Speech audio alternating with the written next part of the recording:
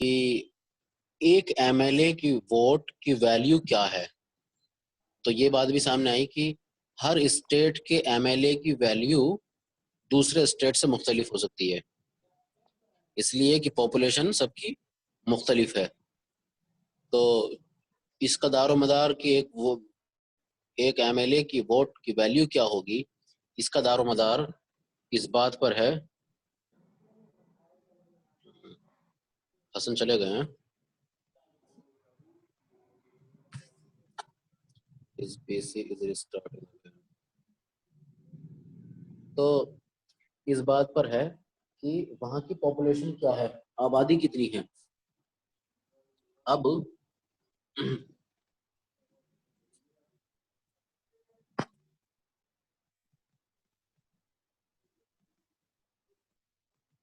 क्यों उमर मुख्तार, तुम पूरे 11 मिनट लेट आए हो? ये क्या तरीका है? 40 मिनट की क्लास होती है, उसमें 11 मिनट तुम लेट आए हो।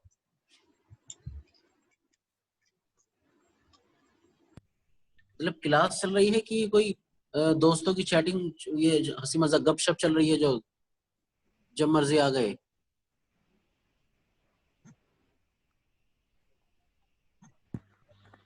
वो लैपटॉप बंद हो गया था, ओह यार, क्या चालू सब नहीं हो बात रहा है। था।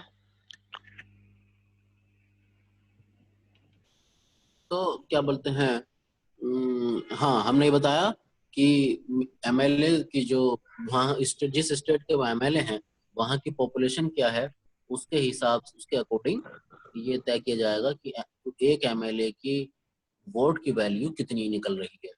तो इसको इस तरह से किया जाएगा कि 1970 तक 71 तक जो पॉपुलेशन हिंदुस्तान की थी, उसमें जिस स्टेट में जितनी पॉपुलेशन है उसको हम लोग उस स्टेट के एमएलए के नंबर, यानी एमएलए कितने हैं, मिसाल के तौर पर अगर वहां पर 100 एमएलए हैं तो उस 100 को यानी 100 नंबर को डिवाइड करेंगे उस पॉपुलेशन से।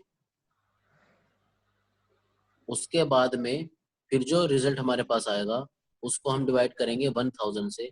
फिर जो रिजल्ट आएगा वो होगा value of MLA, MLA vote.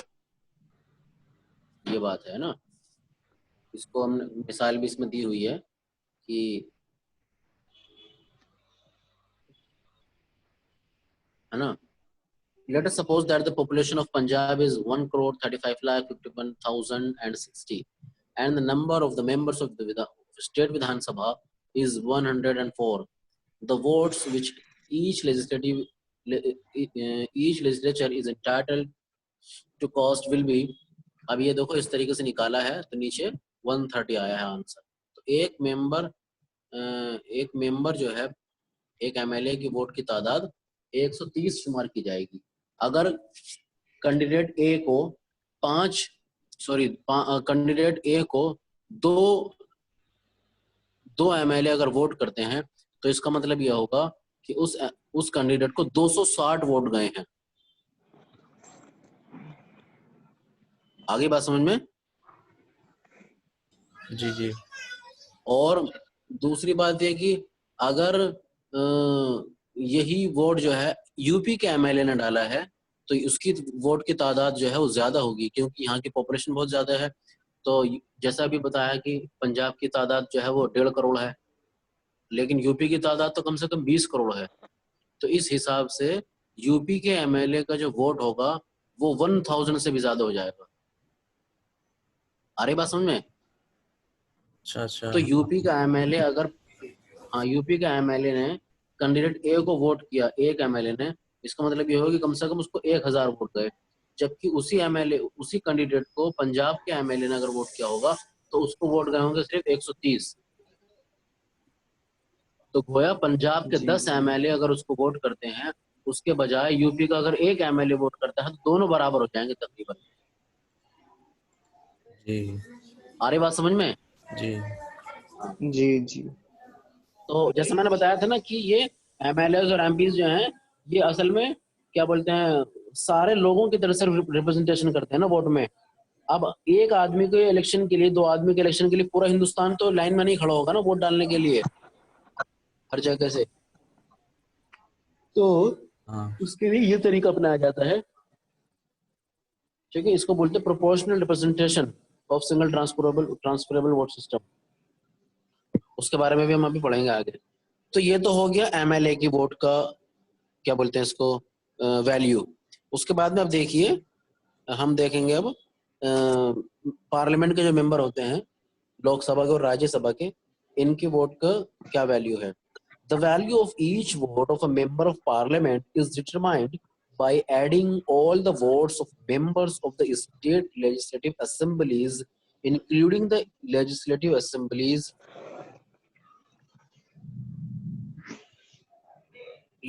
assemblies of Union Territory of Delhi and Pondicherry, divided by total number of elected members of Lok Sabha and Rajya Sabha। ठीक है, अब क्या करेंगे, अभी एमएलए सॉरी एमपी की वोट का हमको अंदाजा लगाना है कि उसकी वोट कितनी है एक एमपी की। तो हम ये करेंगे कि हिंदुस्तान के अंदर जितनी भी ये हैं एमएलए हैं, मिसाल के तौर पर अगर 28 स्टेट्स हैं, तो 28 स्टेट्स के अंदर में जितने भी स्टेट असेंबलीज हैं, यहाँ पर टोटल एमएलए कितने हैं। मिसाल के तौर पर यूपी के अंदर हो गया 394, या बिहार के अंदर हो गया मान लीजिए 250 या 300, है ना। क्या बोलते हैं, दिल्ली के अंदर हो गए 70। इसी तरीके से अलग अलग जगहों पर अलग अलग हैं। पंजाब के अंदर हो गए 104 वगैरह। तो इन सारे नंबर्स को हम जमा करेंगे। उसके बाद हाँ, नंबर्स को जमा करने का मतलब क्या है, एमएलए की तादाद नहीं, बल्कि एक एमएलए का वोट कितना बैठ रहा है, इन सारे वोट्स को जमा करेंगे। ठीक है, जैसे पंजाब के एमएलए की वोट बैठ रही है 130 एक एमएलए की, और अगर वहां पर क्या बोलते हैं 100 एमएलए हैं, तो कितनी टोटल वोट हो गई। तब टोटल वोट का जो काउंट बनेगा वो हो जाएगा 130 इंटू 104,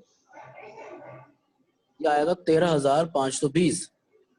ओके, तो 13,520 जो मेंबर हुई पंजाब के वोट हो गए, तो एक स्टेट के वोट कितने हो गए 13,520।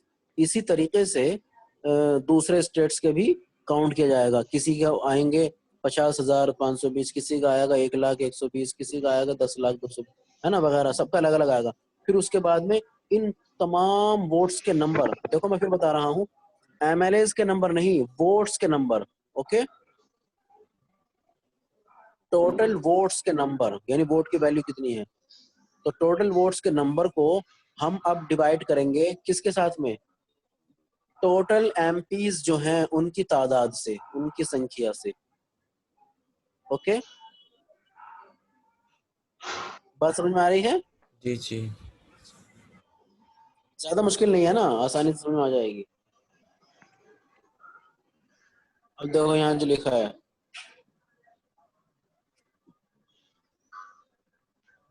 total number of votes of member of all the state legislative assemblies।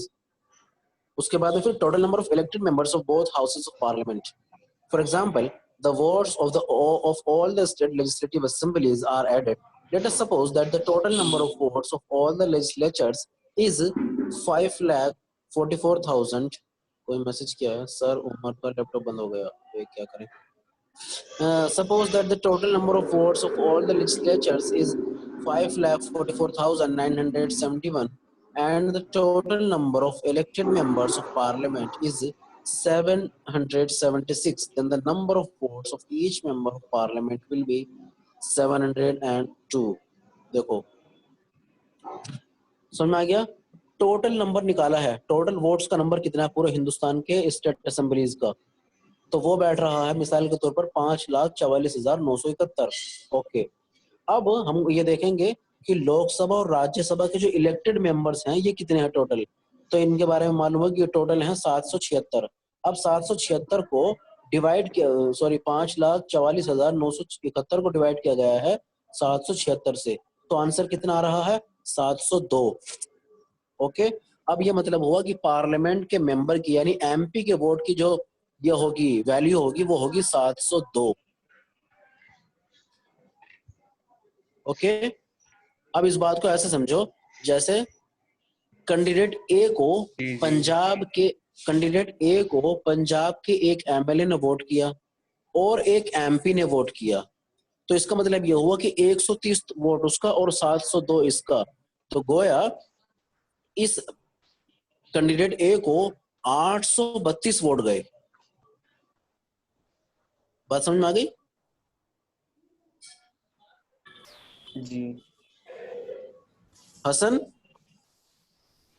जी जी जी उस्ताद। जी है ना? हाँ हाँ, बहुत इजी है ना।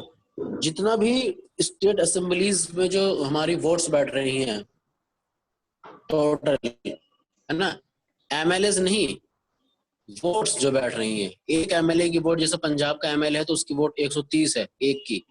तो इस तरीके से टोटल वोट्स को हम लोग जो है काउंट कर लेंगे, और उसके बाद में फिर जितने हमारे पास में इलेक्टेड मेंबर्स हैं दोनों हाउसेस के, लोकसभा और राज्यसभा, इस ये करने के बाद में तब हम जो है इसको डिवाइड कर देंगे किससे, जो हमारा टोटल वोट्स थी उसको डिवाइड कर देंगे एमपीज के नंबर से, एमपीज की तादाद से। फिर जो रिजल्ट आएगा वो वैल्यू होगी पार्लियामेंट के मेंबर की वोट की। क्लियर है? ये इलेक्टेड मेंबर्स से मुराद क्या है उस्ताद? Total number of elected members of both house. हाँ, इलेक्टेड मेंबर से मुराद ये है कि जिनको हमने इलेक्ट किया है, जिनको जनता ने चुना है। जिनको जनता ने नहीं चुना है वो इलेक्टेड नहीं होते हैं। मैंने बताया था कि पार्लियामेंट के अंदर में जितने मेंबर्स होते हैं, एमपी होते हैं, उनमें कुछ एमपी ऐसे भी होते हैं जिनको जनता ने नहीं चुना होता है। जी जी हाँ। राष्ट्रपति, हिंदुस्तान के राष्ट्रपति खुद से उनको पार्लियामेंट के अंदर बिठा देते हैं, है ना। पार्लियामेंट की सीट उनको दे दी जाती है कि ये सीट आपके लिए है, और आप भी वैसे ही रहिए यहाँ जैसे बाकी एमपीज चुन कर आए हैं। तो जिस तरीके से वो बाकी लोग कानून बनाते हैं और वो सब काम करते हैं, इसी तरीके से ये भी कानून बनाते हैं, सब काम करते हैं। अच्छा अच्छा, हाँ सही में। ठीक है ना। तो इन मेंबर्स को कहा जाता है नॉमिनेटेड मेंबर्स। ओके। जैसे मिसाल के तौर पर तुम लोग की क्लास के लिए हम एक लीडर को चुनना चाहते हैं, तो ठीक है।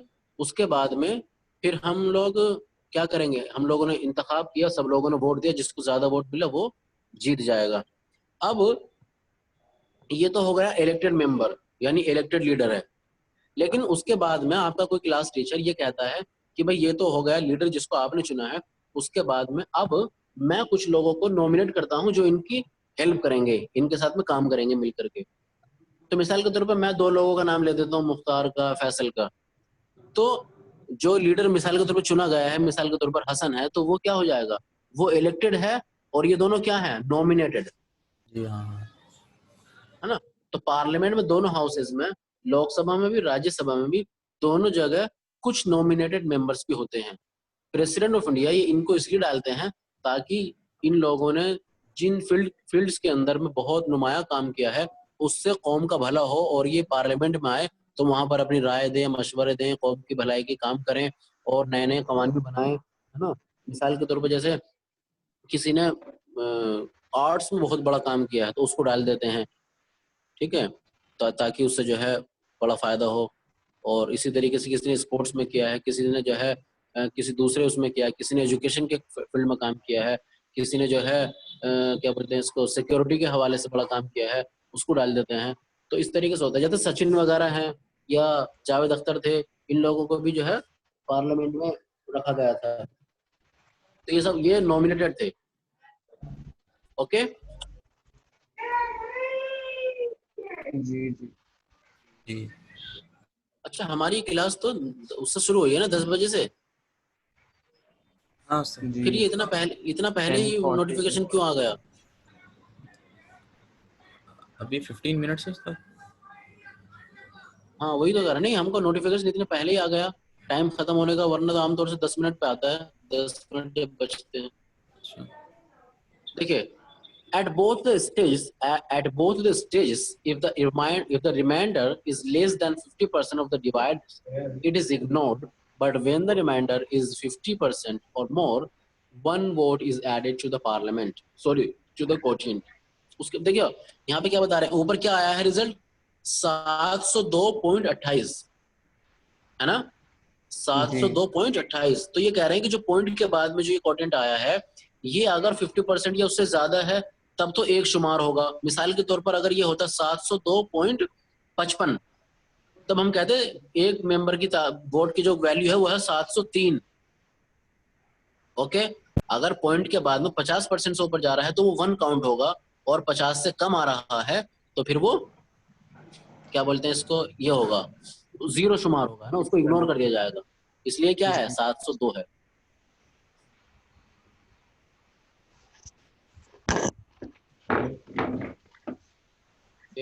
अब देखिए single transferable vote system.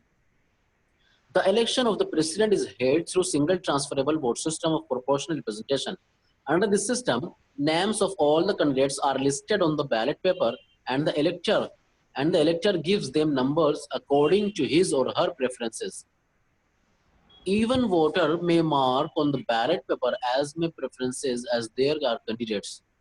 Thus, the elector shall place the figure 1 opposite the name of the candidate whom he or she chooses for the first preference, and may mark as many preferences he or she wishes by putting the figure 2, 3, 4, and so on against the names of the other candidates.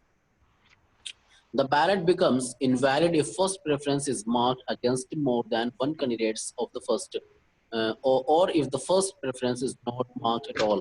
इसमें बता रहे हैं कि single transferable vote का system का मतलब ये है, जो मैंने तुमको कल बताया था, कि इसमें हम सिर्फ एक कैंडिडेट को वोट नहीं देते हैं, बल्कि एक से ज्यादा कैंडिडेट को वोट देते हैं, और इस तरीके से हमारा वोट ट्रांसफर होने का उसके चांसेस होते हैं। भाई हम इसमें ये होता है कि अगर मान लीजिए 4 कैंडिडेट खड़े हुए हैं तो हम लोग चारों लोगों को जो है वोट कर सकते हैं, लेकिन उसमें यह रहेगा कि आपको प्रेफरेंस अपना बताना होगा, यानी आप सबसे ज्यादा किसको जिताना चाहते हैं, आपकी पहली प्रेफरेंस क्या है, वो दूसरी कौन है, तीसरी कौन है, चौथी को, यानी अगर ये नहीं जीतता है तो किसको जिताना चाहते हैं आप, अगर ये भी कैंडिडेट नहीं जीत पा रहा हो तो फिर किसको जिताना चाह रहे हैं आप, ये होता है।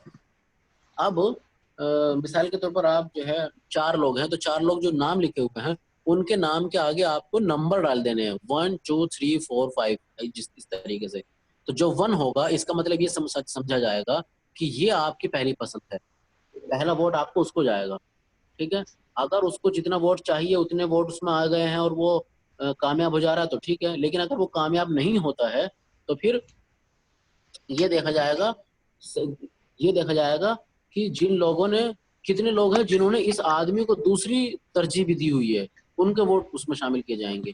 फिर इसी तरीके से अगर वो तब नहीं जीत रहा होगा तो फिर क्या किया जाएगा, ये वाले जो हैं कैंडिडेट्स को देखा जाएगा कि इसके जिस आदमी को सबसे लास्ट में जो पोजीशन आई है, मिसाल के तौर पर जो चौथे नंबर पर रहा है, उसमें सेकंड पोजीशन जो आई है, वो सेकंड पोजीशन देने वाले लोगों ने इस आदमी को कौन सी पोजीशन दे रखी है ना। ये वाला जरा सा मुश्किल है इसको समझना, इसके लिए बोर्ड होना बहुत जरूरी है, लेकिन समझ में आ सकता है, इतना मुश्किल नहीं है। भाई हमारे पास 4 कैंडिडेट है ना, और हमको चारों में प्रेफरेंस देना है, प्रेफरेंस मतलब तरजीह, यानी किसको आप ज्यादा जिताना चाहते हैं, तो 1 2 3 4 ऐसे करेंगे। तो जब हमारा वो पर्ची वहां पर बैलेट पेपर जाएगा और वो लोग देखेंगे, उसको काउंटिंग होगी, तो हमारे पर्ची में जो पहला नंबर होगा उसको हमारा वोट शामिल करेंगे। मिसाल के तौर पर शहबाज अंसारी ने लिखा है नंबर 1 पे प्रणब मुखर्जी, तो प्रणब मुखर्जी को हमारा वोट चला जाएगा, ठीक है। अब ये देखा जाएगा आखिर में कि प्रणब मुखर्जी को कितने वोट आए हैं, क्या उतने वोट आ गए हैं जितना प्रेसिडेंट ऑफ इंडिया बनने के लिए चाहिए। अगर उतने आ गए हैं तो ठीक है, लेकिन अगर उतना वोट उनको नहीं आया है तो फिर जितने भी कैंडिडेट्स आए थे सबका वोट देख लिया जाएगा, किसको कितना कितना वोट मिला है। ओके, अब ये किया जाएगा कि जिस कैंडिडेट को सबसे कम वोट आया है, लास्ट वाला जो है, उसके बारे में तो मान लिया जाएगा कि भाई तुम तो सबसे लास्ट में आए हो, कम है तुम्हारा, तुमसे ज्यादा पहले जो कैंडिडेट्स उनको आ चुका है, तो तुम्हारी तो कोई हैसियत नहीं रह गई है कि तुम प्रेसिडेंट ऑफ इंडिया बन पाओ, इसलिए तुम्हारा जो है नाम हटा देंगे। और अब ये देखेंगे इस आदमी को जो वोट देने वाले हैं, इनमें सेकंड प्रेफरेंस किसको दी है, ठीक है।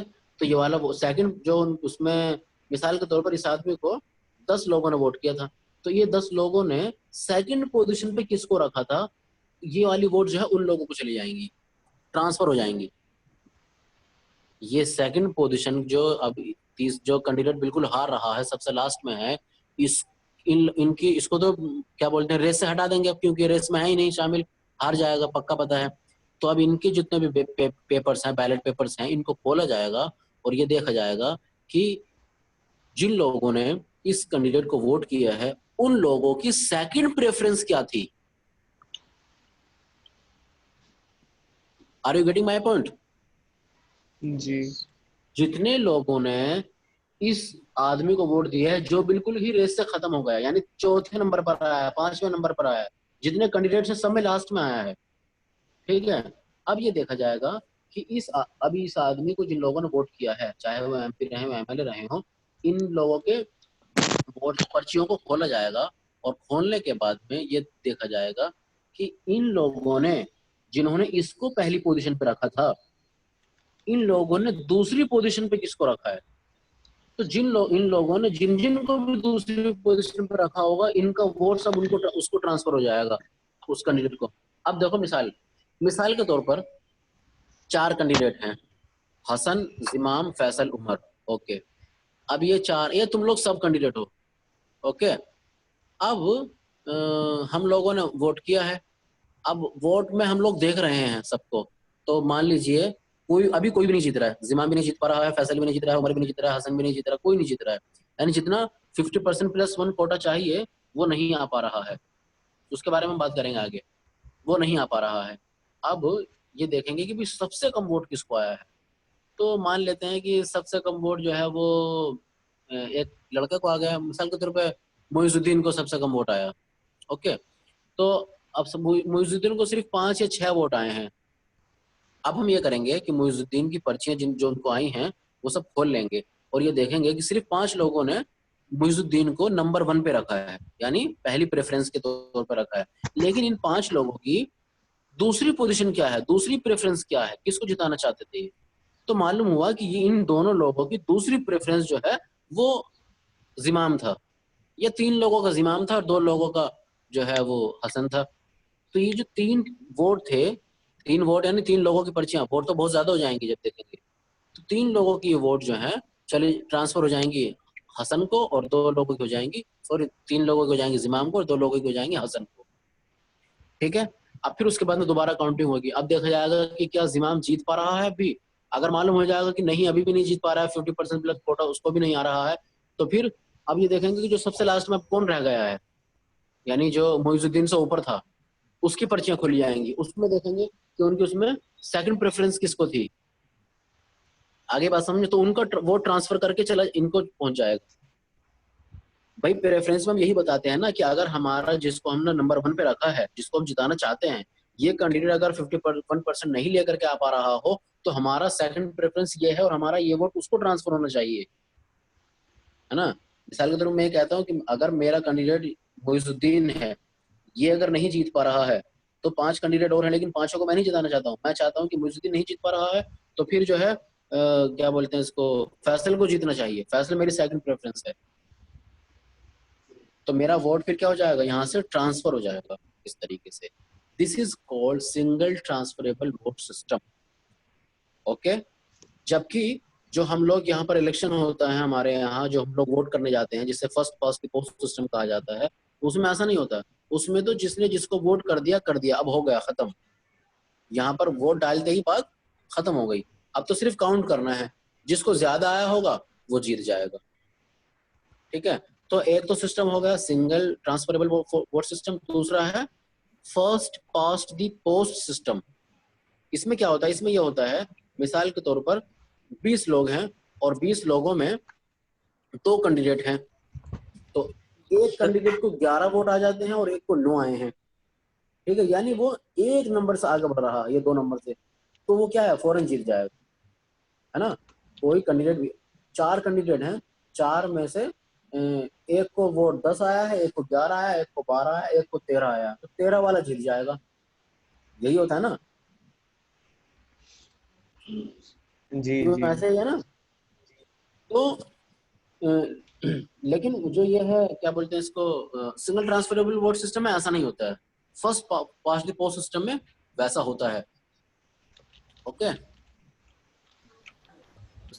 कैंडिडेट भी टाइम वोट जा कर रहा है क्या, सकता बार बार हमको नोटिफिकेशन जी कैंडिडेट भी वोट कर सकता है क्या कह रहे हैं? सिंगल ट्रांसफरेबल हाँ वोटिंग। हाँ हाँ बिल्कुल बिल्कुल हाँ हाँ हाँ बिल्कुल कर सकते हाँ हैं, कैंडिडेट भी तो वोट कर सकता है। हाँ अगर वो क्या कह देते हैं मेंबर ऑफ पार्लियामेंट था या इस तरीके से कुछ भी है, या वो स्टेट असेंबली का मेंबर है तो कर सकता है। लेकिन अगर वो इन दोनों का मेंबर नहीं है, यानी इलेक्टोरल कॉलेज का मेंबर नहीं है, बाहर का किसी आदमी को प्रेसिडेंट ऑफ इंडिया बनाया जा रहा है, तब नहीं करेगा। ओ अच्छा सर, एक काम कर सकते हैं, जैसे कि आप 7 मेंबर्स हैं, क्या? तो नेक्स्ट पीरियड तक ये लोग, आप किसी 3 कैंडिडेट को चूज कीजिए, नेक्स्ट क्लास तक ये लोग सब वोट रखेंगे, मतलब फर्स्ट 3 प्रेफरेंस, तो फिर उसके बाद आप बोर्ड पे समझाइए। नहीं समझा समझ, तुम जरा दोबारा 1 मिनट दोबारा से क्वेश्चन करो। हाँ मैं ये कह रहा था कि मतलब आप प्रेसिडेंट के लिए 3 कैंडिडेट्स चूज कीजिए, तो अब जो 7 में पार्टिसिपेंट्स हैं ना, 7 स्टूडेंट्स है प्रेजेंट, तो वो लोग। कैंडिडेट है क्या स्टूडेंट्स? जी स्टूडेंट्स कैंडिडेट हैं नहीं या नहीं, वोटर हैं? वोटर्स वोटर्स है। तो आप मतलब ये लोग वोट करेंगे, नेक्स्ट टाइम नेक्स्ट हम्म। पीरियड तक वोट आ जाएगा आपको, तो आप नेक्स्ट पीरियड तक, हम नेक्स्ट पीरियड में बोर्ड लगा के समझाइए, बोल के बोल रहा था।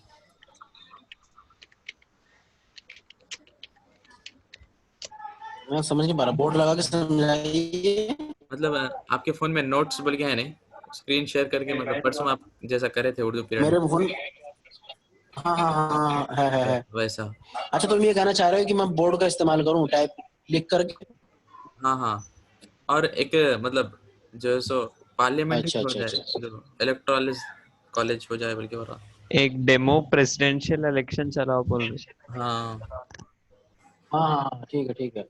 मुझे लगा पहले तुम कोई सवाल कर रहे हो दूसरा, मतलब ये। नहीं हाँ ठीक जी है, तो कल क्लास में मैं सोच रहा हूँ, क्या बोलते हैं, असल में मेरे पास इसके कुछ ये पीपीटी वगैरह है, मैं बनाया था पहले, लेकिन वो सब लैपटॉप में है। मैं पहले तुम लोग को बोला था ना कि वो मैं लेकर आऊंगा, इंशाल्लाह दिखाऊंगा। हाँ हाँ तो वो चीजें वहां पर मौजूद हैं। जी जी अब लेकिन वो खुल नहीं रहा है, यहाँ लॉकडाउन भी चल रहा है, इस वजह से दिक्कत हो गई। तो इंशाल्लाह, लेकिन मैं कल कोशिश करता हूँ कि यूट्यूब वगैरह से कुछ निकालूं, कुछ इस तरह की चीजें लेकर आऊंगा ना, जिससे और भी आसानी से हम इसको समझ पाए, है ना। जी।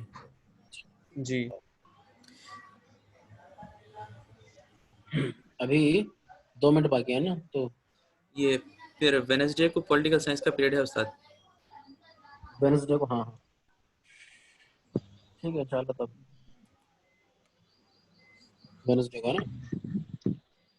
अभी तो कल और परसों मेरा पीरियड नहीं रहेगा। जी,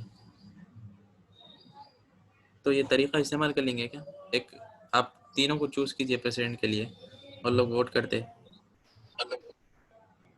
नॉमिनेट। हाँ आप नॉमिनेट हसन, कीजिए। क्या बोलते हैं, मैं कह रहा हूँ कि तुम समझ रहे हो क्या कह रहा है ये सर्वर समीर? अभी तो सब वो था ना कि बोर्ड इस्तेमाल करना, भी है 9 मिनट वाला, क्या कह रहे जी हैं, जी। हसन बताओ एक जरा। बार, हसन एक बार आप समझाइए। वही उससे एक डेमो प्रेसिडेंशियल इलेक्शन चलाने को पूछ रहे हैं, और उसके अंदर नॉमिनेट कीजिए 3 लोगों को।